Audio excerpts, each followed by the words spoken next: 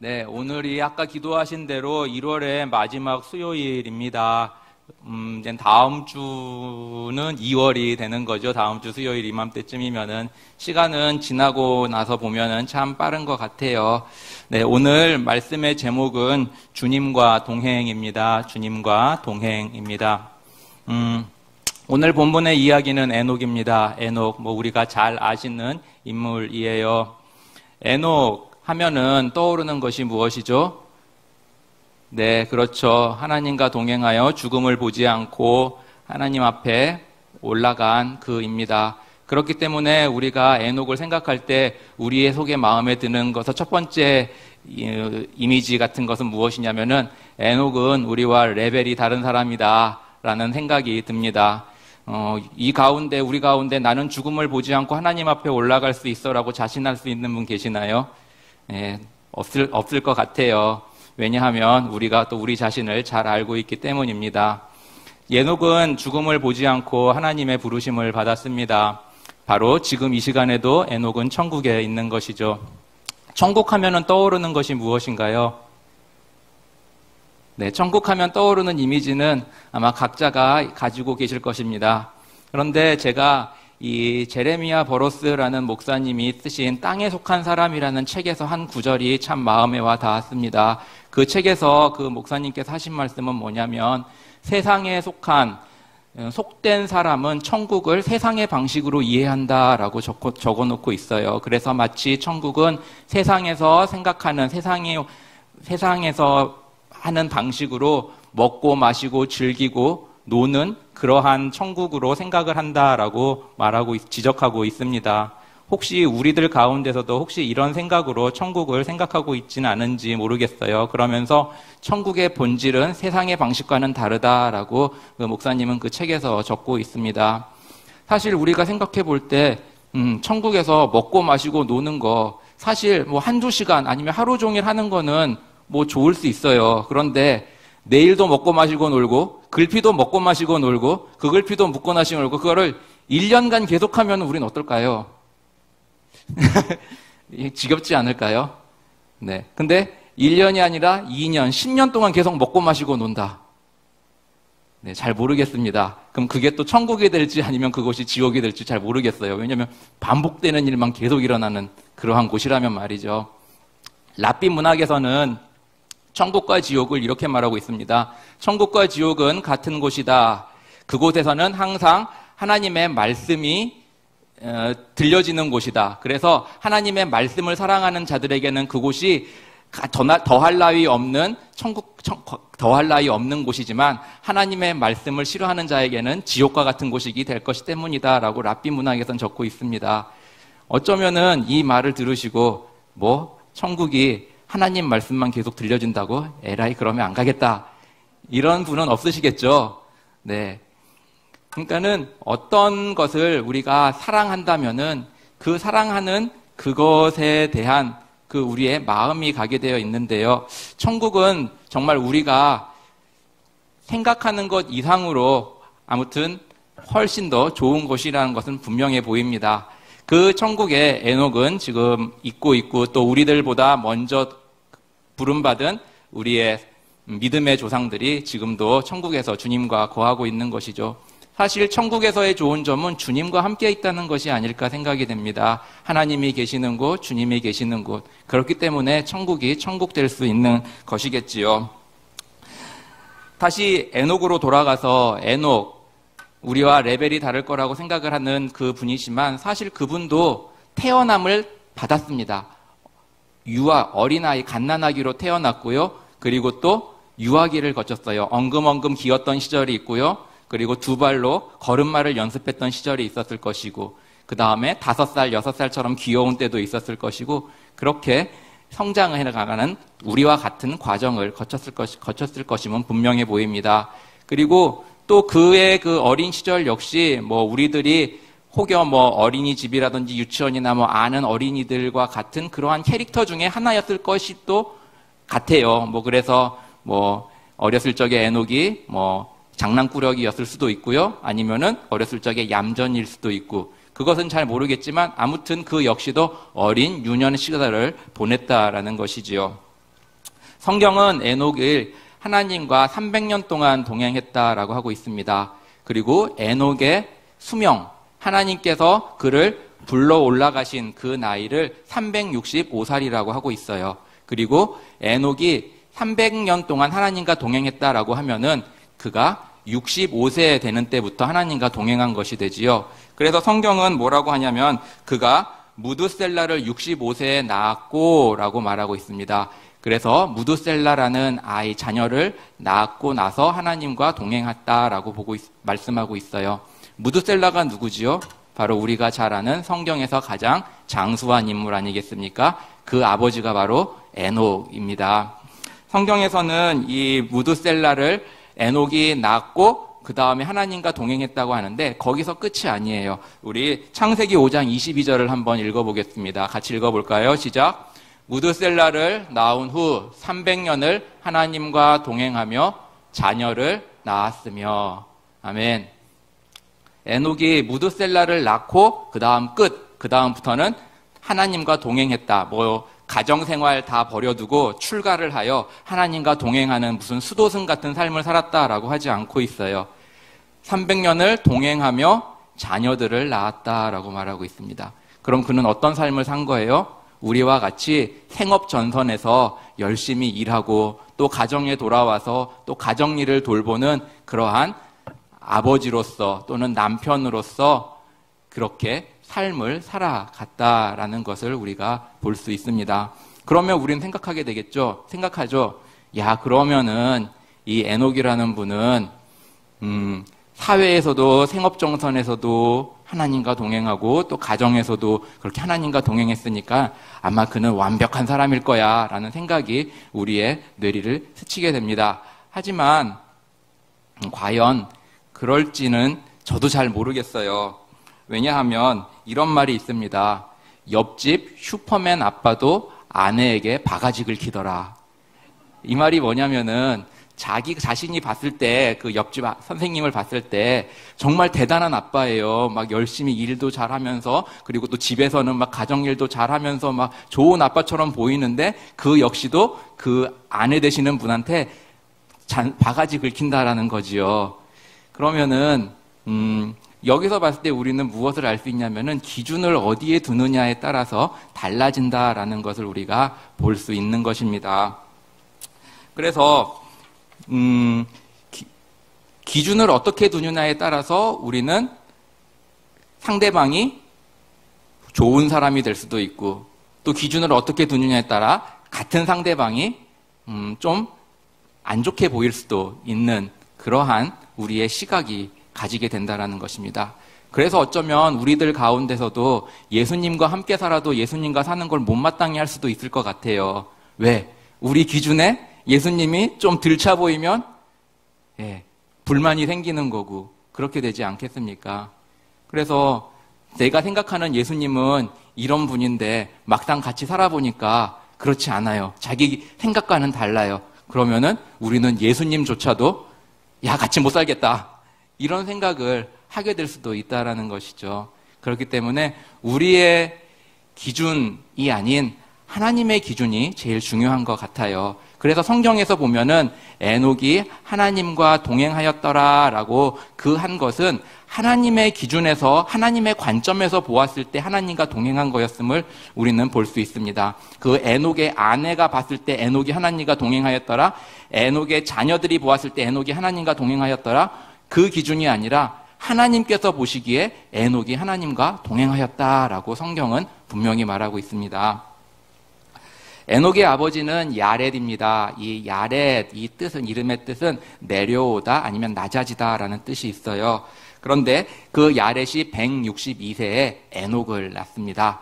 그리고 이름을 에녹이라고 지었어요. 원어상의 이름은 하노크입니다. 그래서 HNK가 되겠죠. 그래서 이 하노크, 이 HNK, 그것의 그 성경적인 또 다른 용례를 찾아보면은 그것이 봉헌하다, 바치다, 그리고 또는 가르치다라는 의미를 가지고 있습니다. 그래서 솔로몬이 하나님께 1000번 제사를 드렸죠. 그때 하나님께 바쳤더라. 그것이 하노크가 쓰이고 있고요. HNK, 그 다음에 하나님께 성전을 봉헌했다 했을 때 그 봉헌에도 그 같은 단어가 쓰이고 있습니다.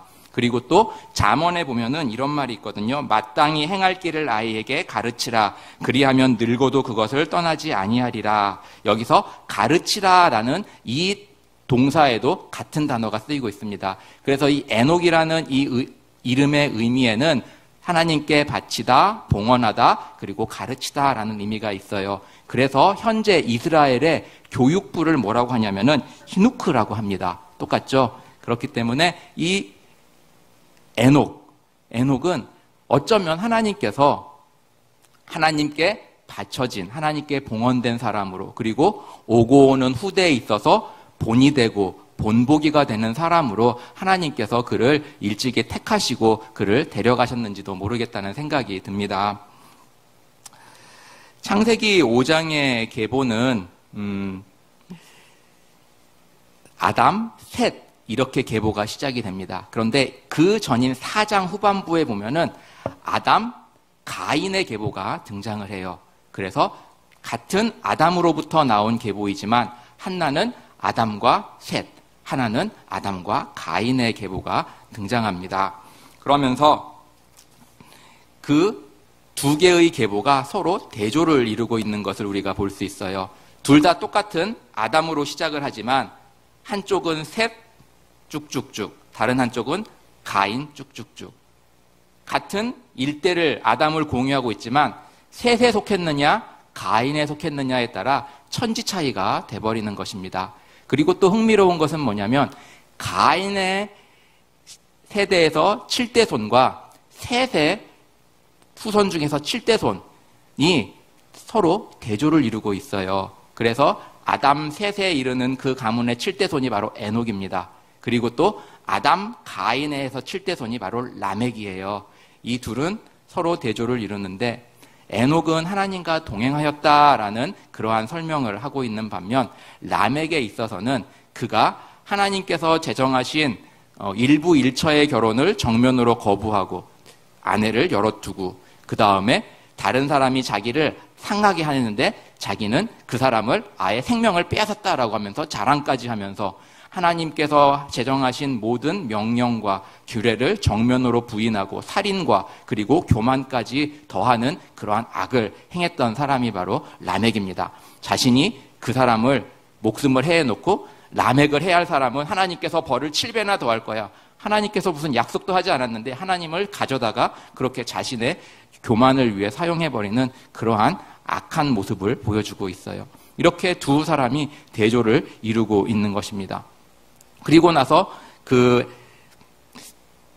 에녹의 자손들은 무드셀라, 그 다음에 또한 노아로 가는 반면 그 다음에 라멕의 후손은 바로 그 아래에 야발, 유발, 두발가인이 등장합니다. 그래서 야발, 두발, 두발가인이 뭐냐면은 목축, 퉁소를 잡은 자, 그리고 강철을 가지고 만드는 사람. 그래가지고 오늘날로 다시 말하면은 경제와 문화와 그 다음에 과학기술 이것에 대한 선봉자, 선구자 역할을 한 사람들이 또한 이 사람들입니다. 반면에 셋의 계보에서는 무엇 하나 내세울 만한 그런 것은 없어요. 그 사람이 어떤 분야에 있어서 두각을 나타냈다 이런 건 없습니다. 그 모든 경제나 그 다음에 문화나 그 다음에 그런 과학기술 같은 것들은 다 어느 계보에서 등장한 거냐면은 가인의 계보에서 등장했다라는 것을 우리에게 좀 주는 의미가 있습니다.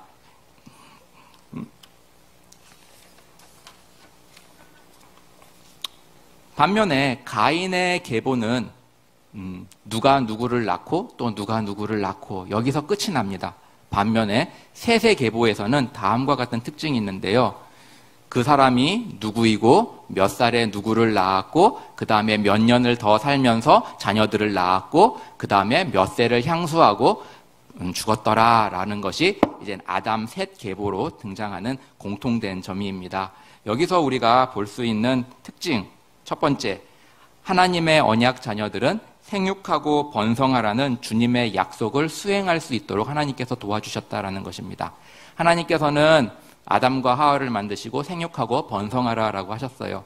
그것을 세세계보의 사람들은 그대로 이행하고 있다는 것을 우리가 이 세세계보를 통해 볼 수 있어요. 그리고 두 번째는 하나님께서 허락하신 수명을 누릴 수 있도록 하나님께서 도와주셨다라는 것입니다. 세세계보를 보면 몇 세를 향수하고 죽었더라라고 나옵니다. 그 수명도 오늘날 우리와는 비교가 되지 않아요. 800세, 900세 이렇게 수명을 살다 갑니다.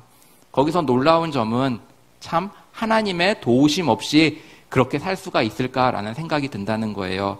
우리가 지금 40평생, 50평생 또는 70평생, 80평생을 살면서 우리가 죽고 싶다라는 생각을 한 번도 안 해보신 분 계시나요?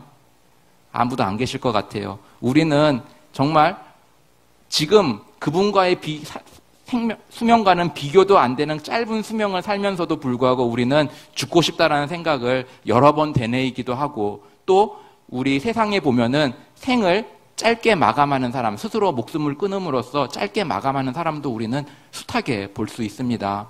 근데 이 세세계보에 나오는 사람들은 800년, 900년 동안 하나님께서 주신 그 수명을 충분히 살고 하나님의 부르심을 받았다라는 거예요.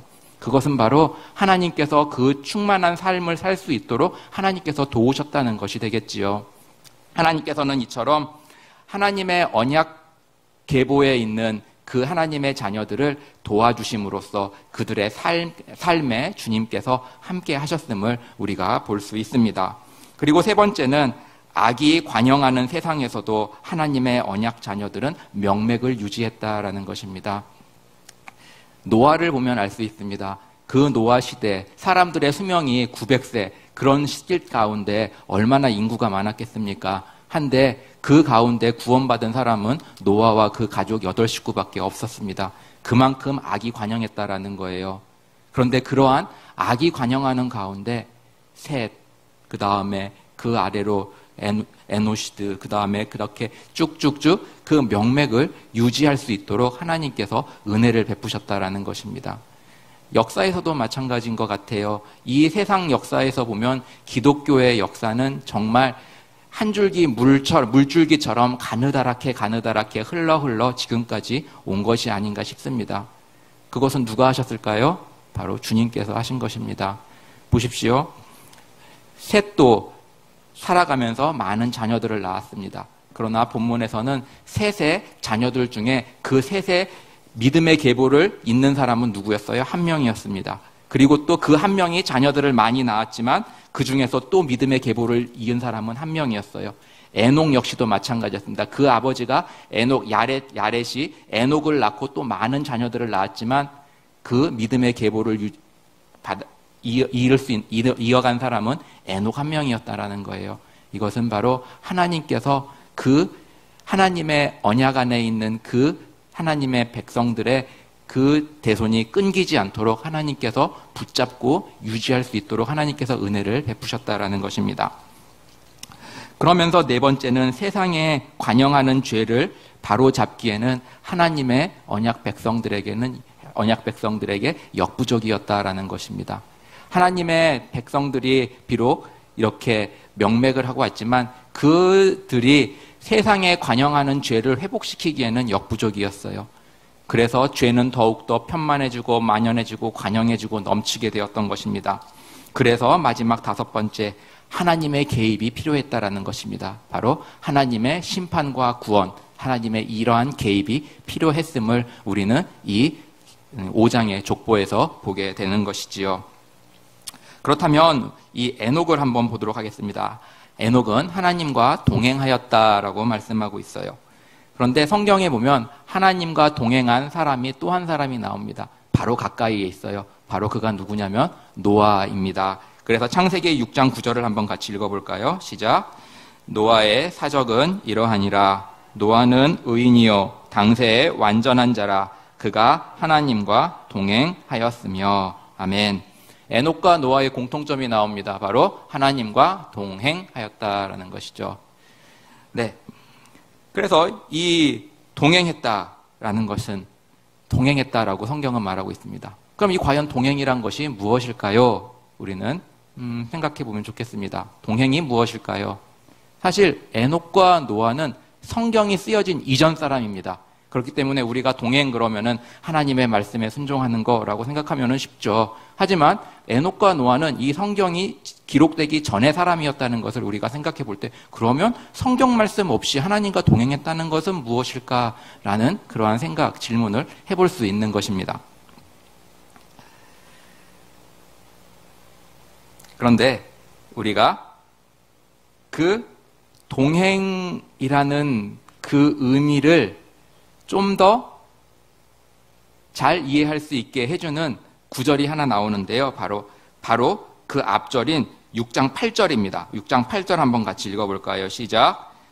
그러나 노아는 여호와께 은혜를 입었더라. 아멘.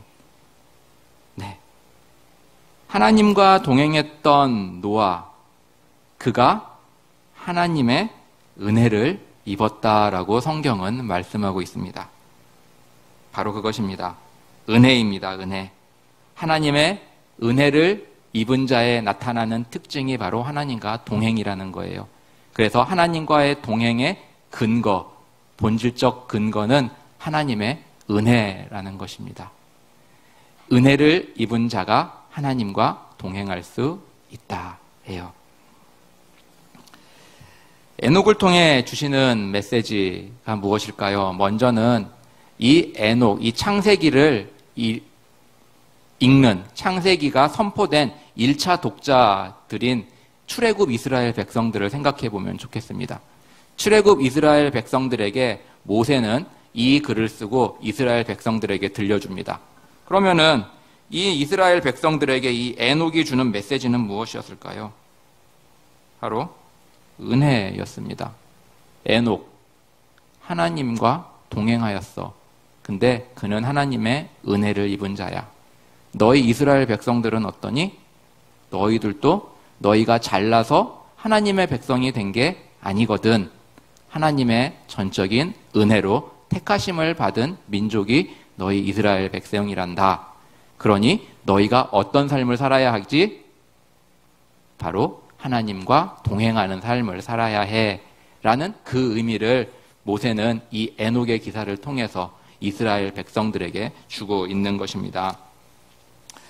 그러면서 이스라엘의 계보를 쭉 올라가 보니 그들이 자신들의 조상이라고 하는 아브라함도 하나님의 은혜를 입었고요. 그리고 아브라함의 조상이 또 올라가 보니까 누구냐면 노아였던 거예요. 그리고 노아의 또한 조상이 바로 에녹이었고, 에녹의 또한 조상이 셋이었다라는 것입니다. 그러면 뭐예요? 이스라엘 백성들아, 너희는 그냥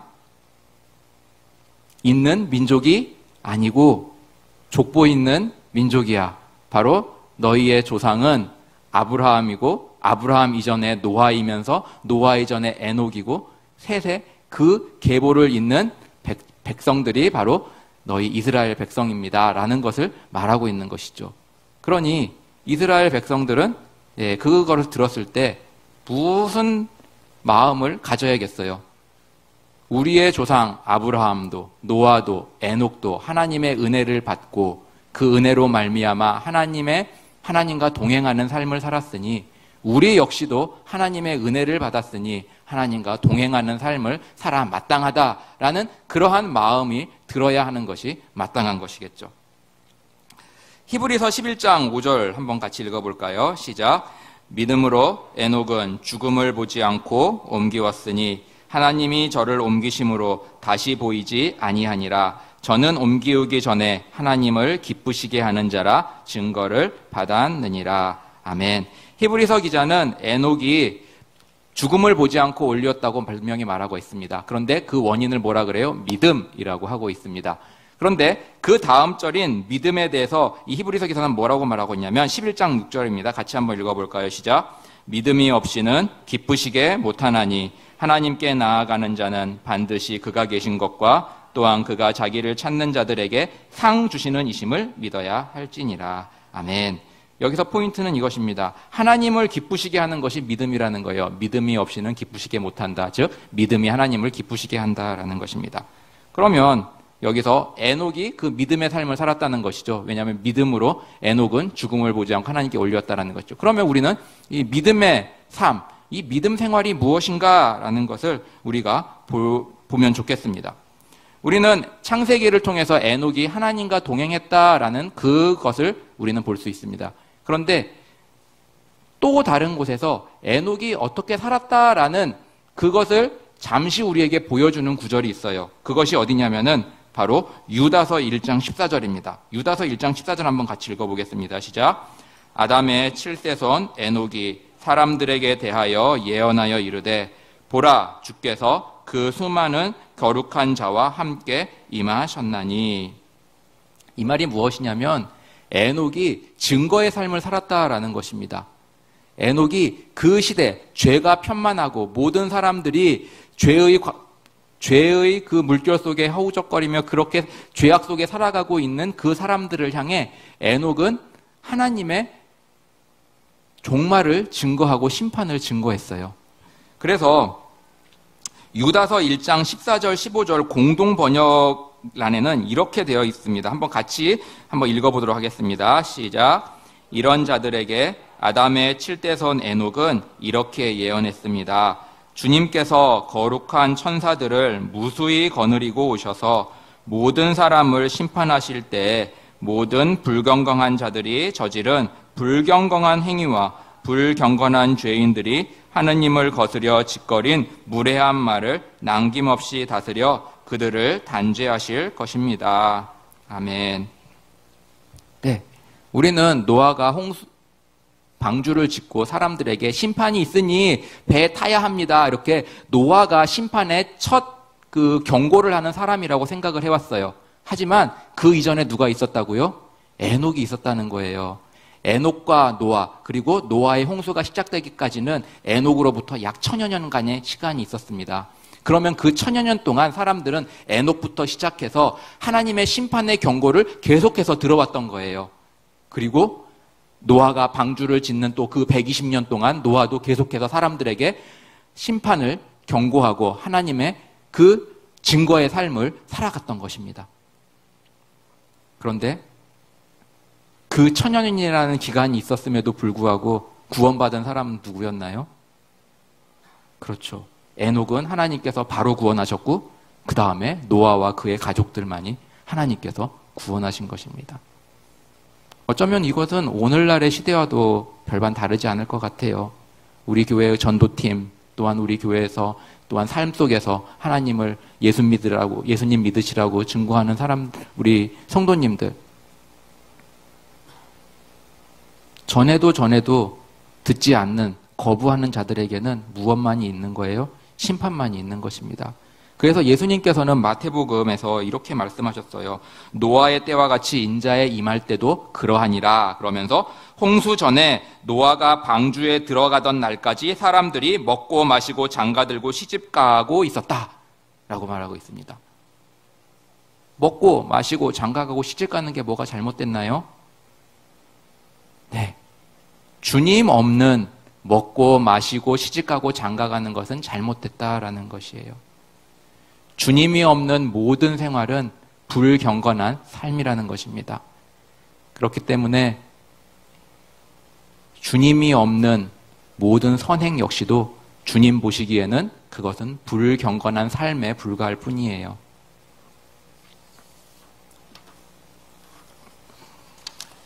C.S. 루이스 순전한 기독교에서 이렇게 말하고 있습니다. 자기 자신의 행복을 최고의 목표로 삼는 동시에 하나님의 사람으로 살아간다는 것은 불가능하다. 네, 자기 자신의 세상적인 욕망, 행복을 위해 살아가면서 그와 동시에 하나님의 사람으로 살아가는 것은 불가능하다라고 말하고 있어요. 즉 이 말은 뭐냐면은 우리의 마음과 생각이 세상에 빠져 있도록 내버려 두면서 동시에 예수님을 잘 믿어야지라는 것은 십자가에 못 박히는 것보다 더 어려운 일이라는 것이죠. 우리는 우리의 자아 전부를 예수님께 드려야 하는 존재입니다. 우리의 지, 정, 의, 우리의 모든 것을 주님께 드려야 하는 존재라는 것이에요. 또한 믿음의 삶이란 아까도 말씀드렸듯이 주님과 동행하는 하는 것인데요. 우리 미가서 6장 8절의 말씀을 같이 읽어보겠습니다. 시작. 사람아, 주께서 선한 것이 무엇임을 내게 보이셨나니 여호와께서 내게 구하시는 것이 오직 공의를 행하며 인자를 사랑하며 겸손히 내 하나님과 함께 행하는 것이 아니냐. 아멘. 즉 하나님과 동행하는 것, 믿음의 에녹이 살았던 믿음, 하나님을 기쁘시게 했던 그 믿음의 삶이란 첫째로는 주님을 증거하는 삶이요, 두 번째는 주님과 동행하는 삶이라는 것입니다. 그래서 예수님께서는 이렇게 말씀하셨죠. 내가 곧 길이요 진리요 생명이다. 이건 우리가 너무나도 잘 아는 말씀이에요. 그런데 이 말씀을 가지고 이 유진 피터슨이라는 목사님은 그의 책 그 길을 걸으라 해서 이렇게 주석을 하고 있어요. 길과 진리와 생명은 연결되어 있다라고요. 다른 말로 뭐냐면은 예수님의 길을 걷는 것과 진리와 생명은 연결되어 있다라는 것입니다. 또 다른 말로 생명이 있는 사람은 예수님의 길을 걷는다예요. 또 진리를 아는 사람은 주님의 길을 걷는다입니다. 즉 우리의 삶과 생명과 진리는 떨어지는 게 아니라는 거예요. 길과 진리와 생명은 다 연결되어서 어느 하나가 끊어지면 그것은 불완전하다는 것입니다. 즉 주님의 진리를 아는 사람은 주님의 길을 가게 되어 있고 주님의 생명이 있는 사람은 주님의 길을 가게 되어 있고 주님의 길을 가는 사람은 주님의 진리를 알고 주님의 생명에 이르게 된다는 것입니다. 그런데 많은 사람들이 머리에서만 그치는 그 진리 또는 예수님은 나의 구원자야 라는 단지 그 성경적인 지식으로만 거기서 그치고 그들의 삶의 길을 걸어가는 그 모습은 온데간데 없는 그러한 모습을 보고 있다는 것이죠. 그런데 그것은 진리도 아니고 생명도 아니다라고 유진 피터슨 목사님은 그 책에서 말씀하고 있는 거예요. 예수님의 길은 어떤 길이었습니까? 사랑의 길이었습니다. 믿음, 소망, 사랑, 그 중에 제일은 사랑이라. 그리고 또 이 사회에서도 기독교를 무슨 종교라 그래요? 사랑의 종교라고 합니다. 그만큼 이 사랑은 우리에게 있어서 없어서는 안 될 필수적인 요인이라는 것이죠. 이 톨스토이의 단편 소설 중에 하나인 사람은 무엇으로 사는가라는 작은 단편 소설이 있습니다. 아마 톨스토이라는 이 대문호도 도대체 사람은 무엇으로 살지 하고 고민을 많이 했던 것 같아요. 그러면서 그가 그 단편 소설에서 내린 결론은 무엇이냐? 사람은 무엇으로 사는가? 사랑으로 살아간다. 사랑으로 산다. 라고 말하고 있습니다.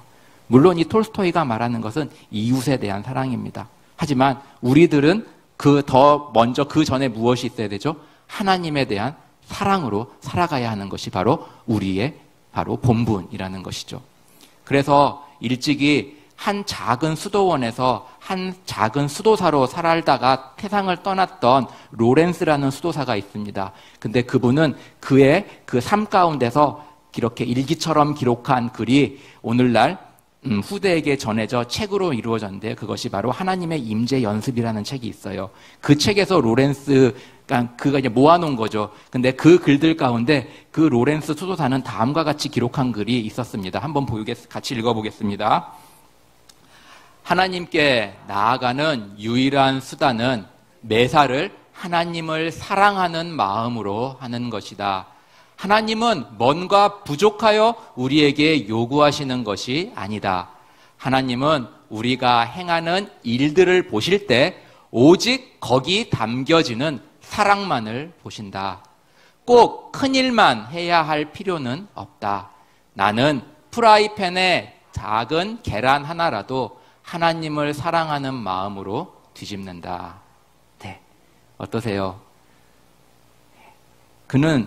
그의 수도원에서의 그의 직책은 주방일이었습니다. 그 주방일을 하면서 그는 같은 동료의 그 수도사들의 식사를 준비해야 하는 그런 사람이었어요.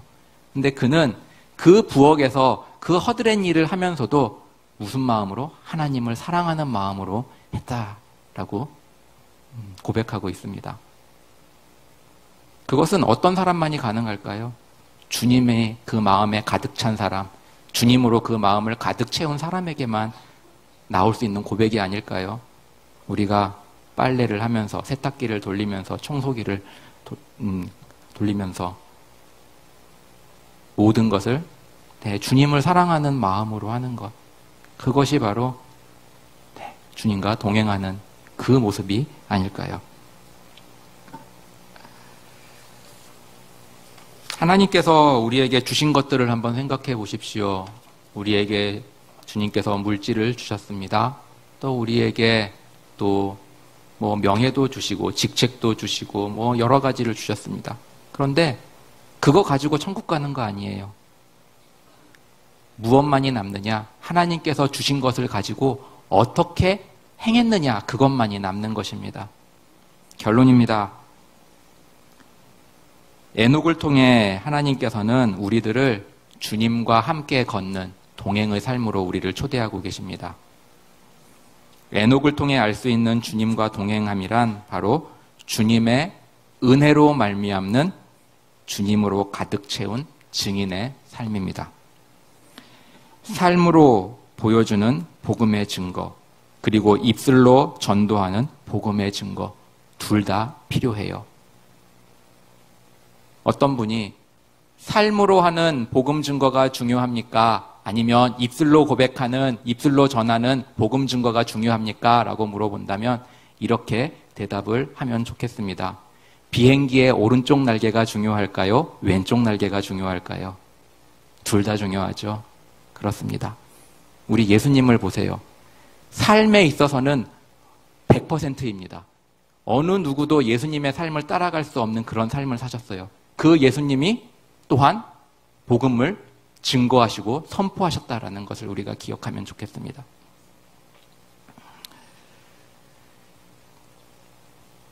주님과 동행하는 삶, 바로 주님으로 우리를 가득 채우는 것입니다. 주님을 더욱 사랑하는 것입니다. 주님으로 가득 채워져 있을 때, 주님을 사랑할 때 거기로부터 순종도 나오고 거기로부터 증거하는 삶도 나오는 것입니다. 이러한 주님으로 가득 차 주님과 동행하는 그러한 삶을 살아가는 우리 모두가 되기를 주님의 이름으로 축원합니다.